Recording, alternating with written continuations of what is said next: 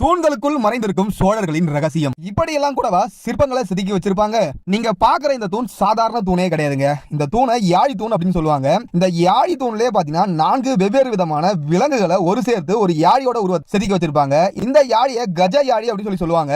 இந்த கஜ யாழிக்குள்ளார சோழர்களுடைய ஒரு ரகசியம் மறைஞ்சிருக்கு. முதல்ல இந்த சிற்பம் எங்க இருக்கு அப்படின்னா கும்பகோணத்துல இருக்க தாராசுரம் ஐராவதீஸ்வரர் சிவன் கோயில தான் இருக்கு. இந்த சிவன் கோயில ராஜகம்பீரன் மண்டபம் அப்படின்னு சொல்லிட்டு ஒரு மண்டபம் இருக்கு. அந்த மண்டபத்துல தான் இந்த வித்தியாசமான தூண் இருக்கு.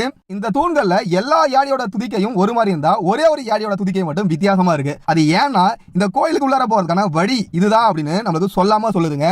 அதே போல இந்த யாழியோட பின்புறத்தை நீங்க கவனிச்சு பாத்தீங்கன்னா தெரியும். ஒரே ஒரு யாழியோட பின்புறம் மட்டும் கொஞ்சம் வித்தியாசமா இருக்கும். ஏன்னா கோயிலை விட்டு வெளியே போறதுக்கான வழி இது அப்படின்னு சொல்லிட்டு நமக்கு சொல்லாம சொல்லுதுங்க. இந்த விஷயத்த நான் சொல்லலங்க, இங்க வர நிறைய வரலாற்று ஆய்வாளர்கள் சொல்றாங்க. பாருங்க, சோழர்கள் கல் சிலையிலையும் பாருங்க தங்களுடைய கலையை விளையாடி வச்சிருக்காங்க. நீங்க அடுத்த முறை தாராசுரம் போனீங்கன்னா மறக்காம இந்த தூண்களை பார்த்துட்டு வாங்க.